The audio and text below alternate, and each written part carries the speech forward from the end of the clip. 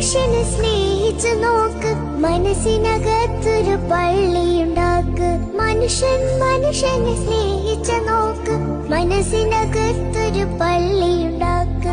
അതിലേത് ജാതിക്കും കേറാമെന്നാകു, അതിവേഗം നിസ്കാര പായാവിരേക്ക്.